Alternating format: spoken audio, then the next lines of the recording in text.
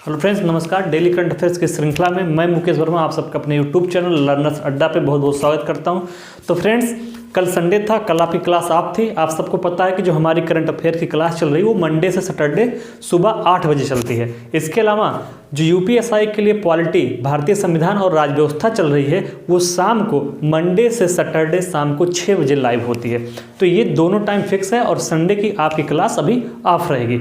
तो फ्रेंड्स, कल की क्लास हो नहीं पाई है, संडे था। आज हम मंडे है और देखेंगे 28 दिसंबर के करंट अफेयर्स के बारे में कि पिछले 2 से 3 दिनों में कौन कौन सी घटनाएं घटित हुई हैं जो एग्जाम की दृष्टि से बहुत ही महत्वपूर्ण है। तो फ्रेंड्स, दिसंबर माह एंड होने वाला है। दिसंबर माह का अगर आपको पूरा करंट अफेयर देखना है तो आप नीचे दिए गए डिस्क्रिप्शन में प्लेलिस्ट दिया गया है करंट अफेयर का भी और पॉलिटी का भी, तो वहां जाके आप शुरू से वीडियो देख सकते हैं। प्लेलिस्ट में सारे के सारे वीडियो सीक्वेंस से लगे हुए हैं।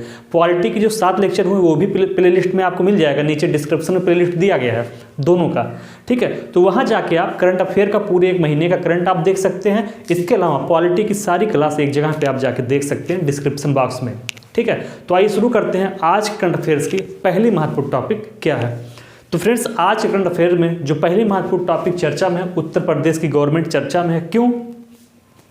तो फ्रेंड्स, उत्तर प्रदेश की सरकार ने गोरखपुर जिले में 100 ग्राम पंचायतों को मॉडल गांव के रूप में विकसित करने का निर्णय लिया है। तो अगर आपसे ये सवाल पूछे कि उत्तर प्रदेश की सरकार ने किस जिले की कितनी ग्राम पंचायतों को, ठीक है, मॉडल गांव के रूप में विकसित करने का निर्णय लिया है, तो इसका सही जवाब होगा कि उत्तर प्रदेश की सरकार ने गोरखपुर जिले में वहां की 100 ग्राम पंचायतों को मॉडल गांव, जैसे स्मार्ट सिटी का कॉन्सेप्ट आया था उसी सेम तरीके से 100 ग्राम पंचायतों को मॉडल गांव के रूप में विकसित करने का निर्णय लिया है। किसने? उत्तर प्रदेश की सरकार ने। ओके फ्रेंड्स, अब बात आ गई उत्तर प्रदेश की। तो उत्तर प्रदेश की अगर हम विधानसभा सीटों की चर्चा करें ट्रेडिशनल पक्षों पे, तो हम पाते हैं कि उत्तर प्रदेश में विधानसभा सीटों की संख्या कुल कितनी है? 403 + 1, तो 404 है। इसके अलावा यहाँ पे अगर विधानसभा सीटों की संख्या की हम बात करते हैं तो फ्रेंड्स, उत्तर प्रदेश में विधानसभा सीटों की कुल संख्या है 80, ठीक है। सॉरी, लोकसभा सीटों की कुल संख्या कितनी है? 80। इसके अलावा अगर कभी आपसे पूछे कि विधान परिषद की सीटों की संख्या कितनी है, तो फ्रेंड्स 100 है विधान परिषद की। और इसके अलावा राज्यसभा पूछे तो 31 है। तो लोकसभा में 80 सीटें उत्तर प्रदेश में, विधान परिषद में 100 सीटें हैं, राज्यसभा में 31 सीटें हैं। इसके अलावा विधानसभा में 403 + 1, 403 निर्वाचित होते हैं और 1 मनोनीत होता है। तो ये होगी ट्रेडिशनल पक्षों की बात। इसके अलावा अगर आपसे पूछे कतरनिया घाट वाइल्ड लाइफ सेंचुरी कहाँ पे है, तो कतरनिया घाट वाइल्ड लाइफ सेंचुरी आपकी उत्तर प्रदेश में है। इसके अलावा पीलीभीत टाइगर रिजर्व भी उत्तर प्रदेश के पीलीभीत में है। तो पीलीभीत टाइगर रिजर्व कहाँ है? उत्तर प्रदेश में। अगर आपसे पूछे कि हाल ही में किस राज्य सरकार ने हर्बल रोड प्रोजेक्ट शुरू करने का निर्णय लिया है, तो उत्तर प्रदेश सरकार ने हर्बल रोड प्रोजेक्ट शुरू करने का निर्णय लिया है। और इस हर्बल रोड प्रोजेक्ट की जो लंबाई होगी वो 800 किलोमीटर होगी। तो हर्बल रोड प्रोजेक्ट की लंबाई कितनी होगी? 800 किलोमीटर। उत्तर प्रदेश सरकार ने निर्णय लिया। इसमें होगा क्या? हाईवेज के दोनों तरफ औषधीय गुणों वाले पौधों को रोपा जाएगा, उनको लगाया जाएगा और उनकी देखभाल की जाएगी, ठीक है। तो इसीलिए इसको नाम दिया गया है हर्बल रोड प्रोजेक्ट। लंबाई कितनी है? 800 किलोमीटर। आइए आगे बढ़ते हैं और देखते हैं आज के करंट अफेयर्स की दूसरी महत्वपूर्ण टॉपिक क्या है। तो फ्रेंड्स, आज करंट अफेयर्स में दूसरी महत्वपूर्ण टॉपिक जो चर्चा में है, गौतम गंभीर भारत के पूर्व क्रिकेटर रहे हैं। तो चर्चा में क्यों है गौतम गंभीर, जो कि दिल्ली से सांसद भी हैं बीजेपी की तरफ से। इन्होंने दिल्ली में जन रसोई कैंटीन शुरू करने का निर्णय लिया। तो आपसे सवाल पूछा सकता कि हाल ही में किस सेलिब्रिटी ने, किस क्रिकेटर ने जन रसोई कैंटीन शुरू करने का निर्णय लिया है। तो ये निर्णय लिया है पूर्व भारतीय क्रिकेटर और वर्तमान में भाजपा से सांसद गौतम गंभीर जी ने। इन्होंने दिल्ली में जन रसोई कैंटीन शुरू करने का घोषणा किया है, ठीक है। इसकी स्पेशलाइजेशन क्या है इस जन रसोई की? तो यहाँ पे आपको दोपहर का जो भोजन है वो 1 रुपये में मिलेगा। तो 1 रुपये में आपको दोपहर का भोजन मिलेगा जन रसोई में, जो कि दिल्ली में शुरू किया गया है। किसके द्वारा? गौतम गंभीर के द्वारा। आइए आगे बढ़ते हैं और देखते हैं आज करंट अफेयर्स की तीसरी महत्वपूर्ण टॉपिक क्या है।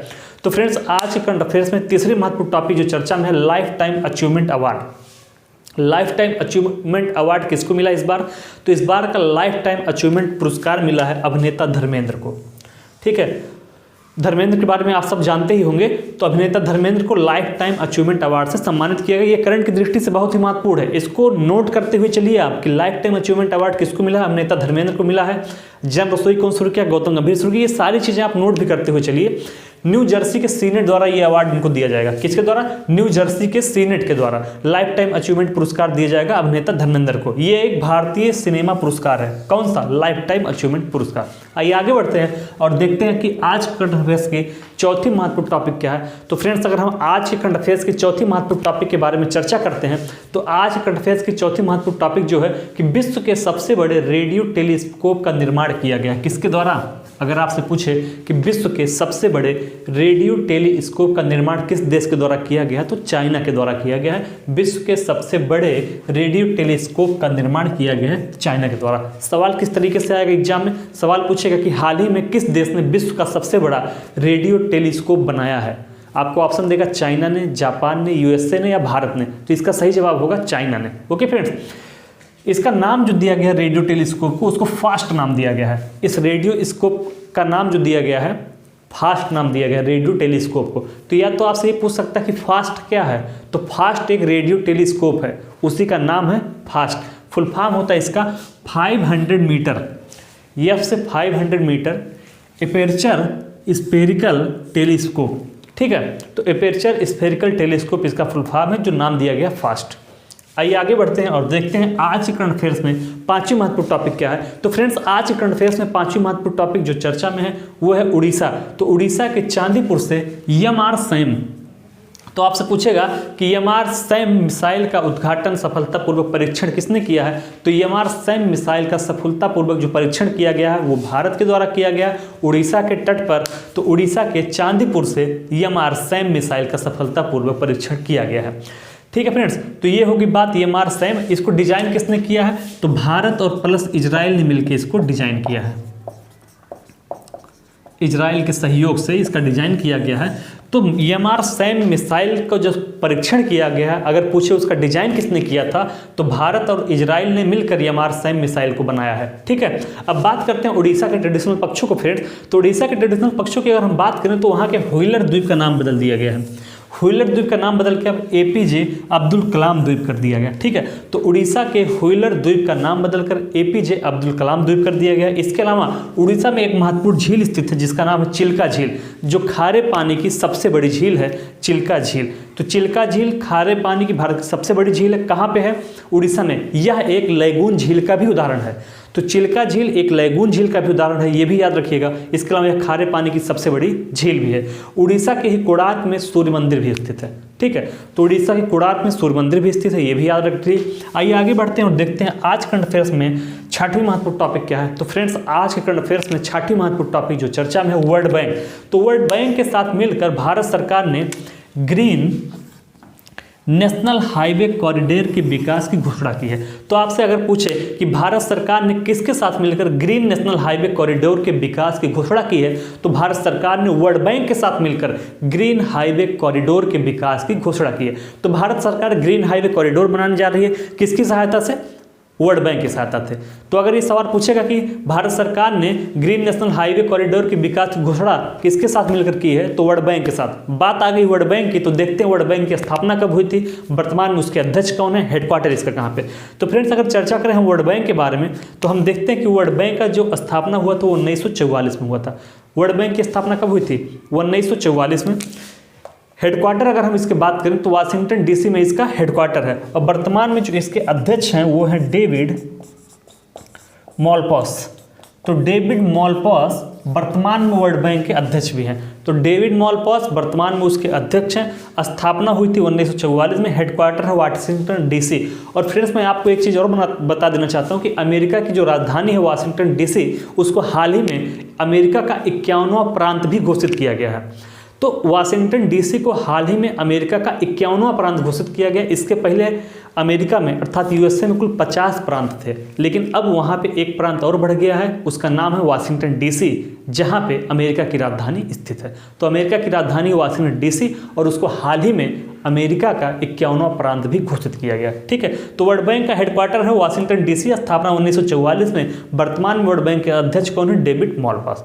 तो फ्रेंड्स आज करंट अफेयर्स में ये 6 टॉपिक हमने पढ़ा है। आइए रिवीजन करते हैं। यूपी की सरकार ने गोरखपुर जिले में 100 ग्राम पंचायतों को मॉडल गांव के रूप में विकसित करने का निर्णय लिया है। तो गोरखपुर की ग्राम पंचायत है, ये याद रखिएगा।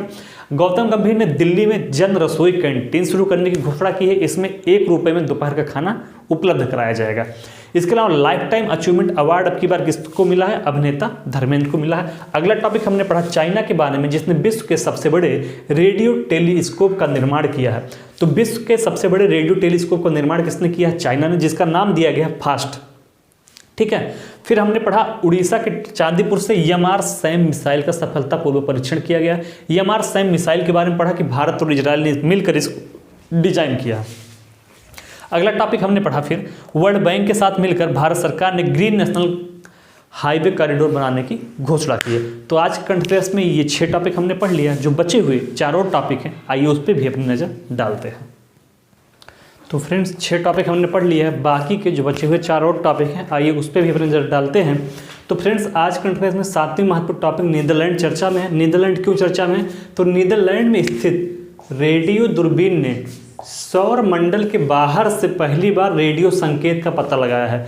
तो फ्रेंड्स नीदरलैंड में एक रेडियो दूरबीन स्थित है जिसने सौर मंडल के बाहर से पहली बार किसी रेडियो संकेत का पता लगाया है। ठीक है, और ऐसा करने वाला पहला देश बन गया नीदरलैंड, जिसने ये पता लगाया है। तो नीदरलैंड में स्थित रेडियो दूरबीन ने सौर मंडल के बाहर से पहली बार रेडियो संकेत का पता लगाया है। अगर ये पूछे कि किस देश ने ये पता लगाया है, तो इसका सही जवाब होगा नीदरलैंड। चूंकि ये बहुत फेमस देश नहीं है तो लोग इसको गलत लगा के आएंगे, इसलिए आप इसको याद करें नीदरलैंड ने ये पता लगाया है। ठीक है, अगर बात करें नीदरलैंड की राजधानी की, तो नीदरलैंड की राजधानी एम्स्टर्डम है। क्या है? एम्स्टर्डम। और यही एम्स्टर्डम ग्रीन पीस का हेडक्वार्टर भी है। ग्रीन पीस का मुख्यालय पूछा हुआ क्वेश्चन पीसीएस में कि ग्रीन पीस का मुख्यालय कहाँ स्थित है? तो ग्रीन पीस का मुख्यालय आपका एम्स्टर्डम है। ठीक है, जो कि नीदरलैंड की राजधानी भी है। वहाँ की मुद्रा की बात करें तो यूरो नीदरलैंड की मुद्रा है। तो फ्रेंड्स करंट की दृष्टि से ये महत्वपूर्ण है कि नीदरलैंड में स्थित रेडियो दूरबीन ने सौर मंडल के बाहर से पहली बार रेडियो संकेत का पता लगाया है। ठीक है, राजधानी की बात करें नीदरलैंड की तो एम्स्टर्डम है, जो कि ग्रीन पीस के भी हेडक्वार्टर है। आइए देखते हैं अगला महत्वपूर्ण टॉपिक। तो फ्रेंड्स आज के करंट अफेयर्स में अगला महत्वपूर्ण टॉपिक है जापान। जापान क्यों चर्चा में है? तो लगातार 9वीं बार जापान ने अपने रक्षा बजट में बढ़ोतरी की है।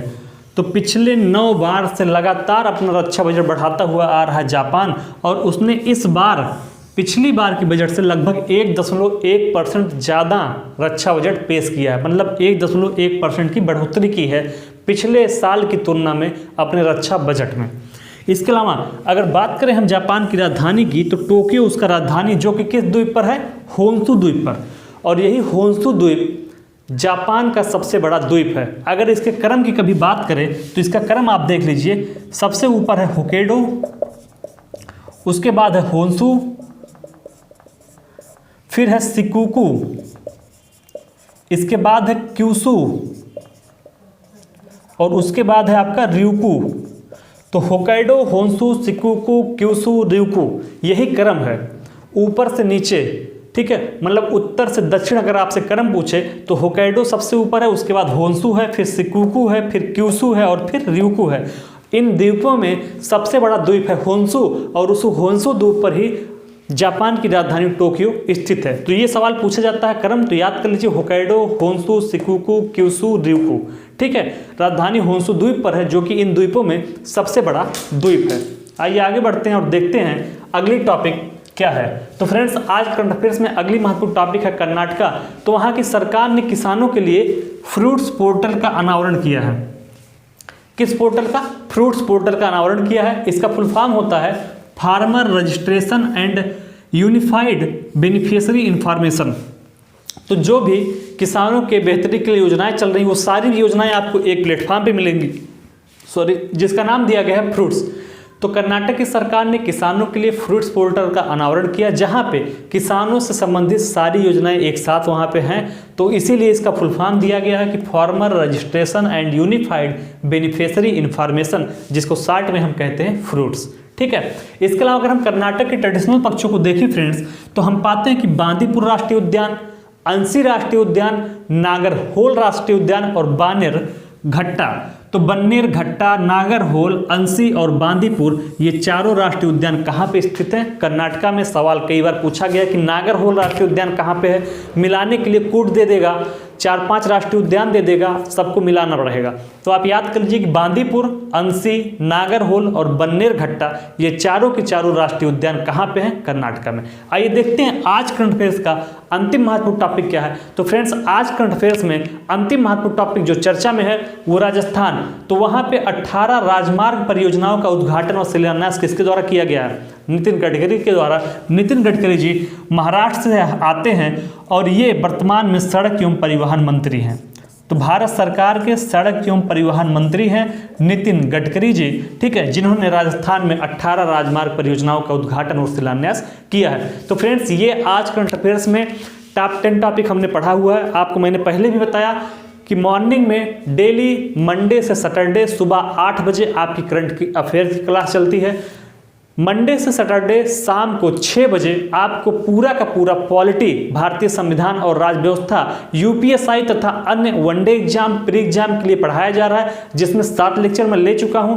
उसको क्रम से देखने के लिए नीचे डिस्क्रिप्शन बॉक्स में हमारा प्लेलिस्ट दिया गया है, दोनों का, करंट अफेयर का भी और यूपीएसआई का। वहां पे सारे वीडियो आपको क्रमवार मिल जाएंगे, आप लेक्चर 1 से वहां पे जाके देख सकते हैं। तो इस बात को आप ज़्यादा से ज़्यादा लोगों तक पहुंचाइए ताकि वो पॉलिटी फ्री ऑफ कॉस्ट पढ़ सके और पूरी की पूरी पॉलिटी हम आपको फ्री में पढ़ाएंगे। तो फ्रेंड्स, इसी के साथ मैं आप सबसे विदा लेता हूँ। कल फिर मिलेंगे सुबह 8 बजे, आना मत भूलिएगा। धन्यवाद।